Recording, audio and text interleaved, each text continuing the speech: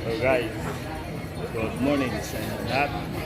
So ayun, ito ngayon sa Alaminos. Kasi nga, going to 100 Islands. Sobrang daming tao guys.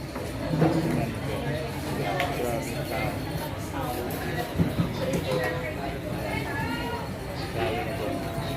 So, bali nag-check-in kami dito kagabi para nga mapaaga. Kurang nangyari, late na kaming umuwi sa pad namin. Kasi naggala-gala pa eh. So tinanghali ng gising. So ayun. Wala. Sobrang tao. 5 o'clock pa pala. Kung sino yung gusto mag-Alaminos, no?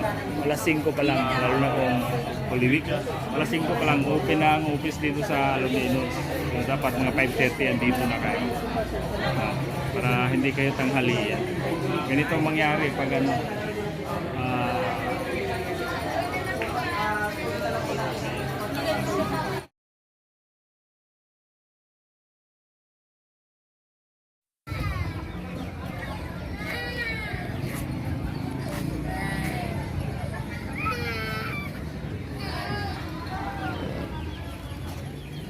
Sobrang dami.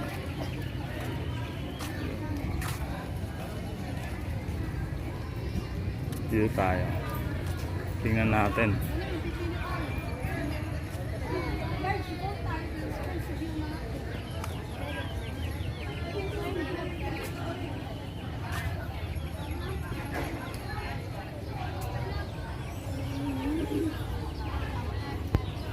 Limang tao kaya dito sa sobrang dami.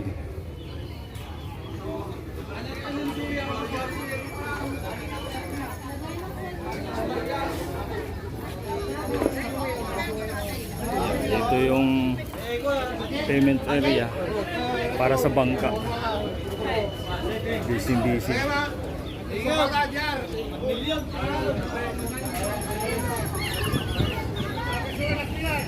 Ayan.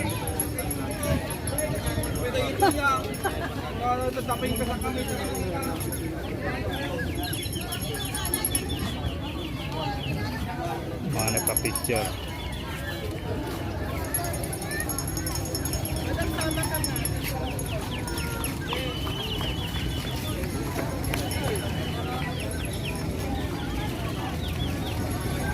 Daming tao talaga. Kanina pa pong alas 5 yung iba eh. Mahirap nito, baka maano sa bangka. Hirap sa bangka. Kasi malayo-layo din yung ano. Uy, cut off! Bawal biyahin! Cut off! Ganda.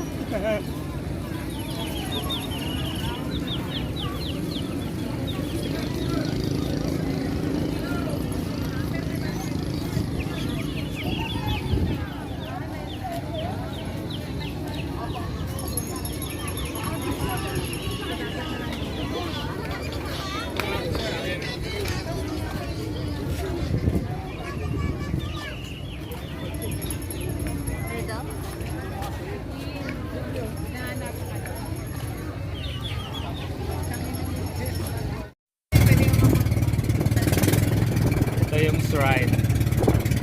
Didiretso kami sa Marcos Island dahil nakapunta na kami dyan eh. Yung mga isla na hindi namin napuntahan nun, yun yung bibisitahin namin. Yan guys, punong-puno na mga ano yan, bagasinista or tourist. Yan o. So, ito yung mga nakakamanghang isla sa Pangasinan. Yan. Dami dito. Diba, pero hindi lahat ng isla dito ay pinupuntahan ng mga turista. Kasi yung iba hindi pa siya dinidevelop. So, yun lang lang.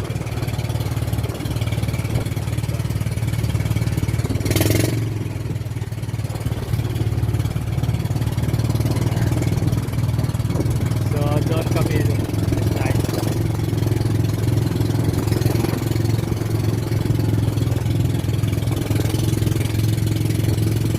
ngayon, sobrang daming tao.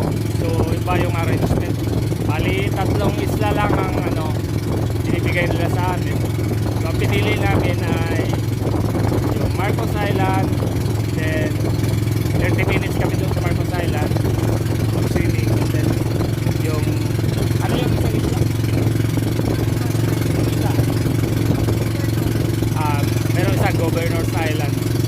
Ending last namin yung Quezon kasi nandoon yung mga slides.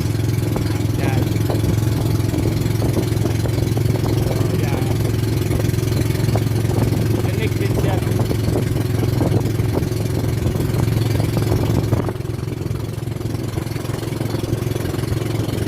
Yan, Scout Island. Nakapalito na rin kami dyan. Kaya maganda dyan, nagbuhaan.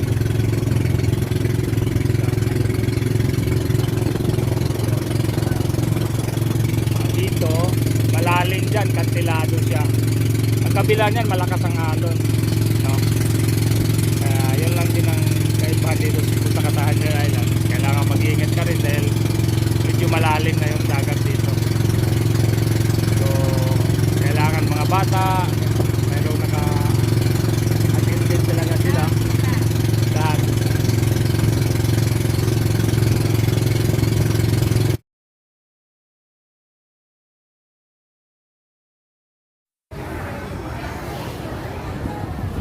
Ayan guys, nasa Alaminos, Pangasinan kami. Sus. Daming mga turista. Bernie Santo.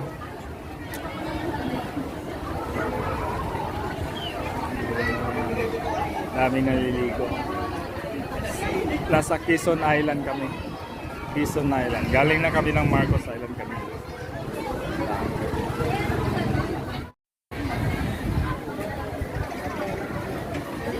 Daming tao. Daming tao. Yan yung mag-ina ko.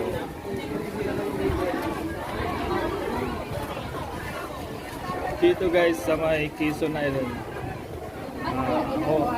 Ang table dito walang bayad. Pagkain lang bayaran nyo. Kaya lang pagkatapos nyong kumain, siyempre alis kayo dahil may ibang kakain. Libre ang table. Pero good for 2 hours lang. So ang dami naliligo, no? Punong-puno.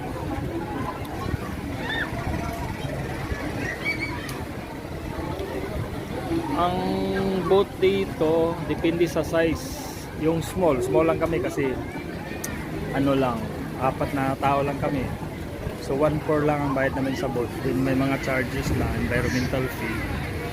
Maabot ng 2/4. Lahat na 'yun. So ang ginawa namin para makapasyal kami ng iba't ibang isla kasi 3 isla lang yung allowed sa 2/5. 2/4 na charges. Nag-additional kami. So bali yung bangka, buong araw kami pagserbisyuhan. So depende lang yun kung hanggang saan ang kaya namin umikot-ikot dito sa isla. For the meantime, nandito kami sa Quezon Island, dito kami nag-lunch. Doon yung pilgrimage, malayo. So mamaya babalikan namin yan. Maraming mga activities dito. Mayroong banana boat, mayroong donut, no? Yun, yan, mga ano pa. Ano ba tawag dito? Paikot-ikot to siya eh. Galing, no?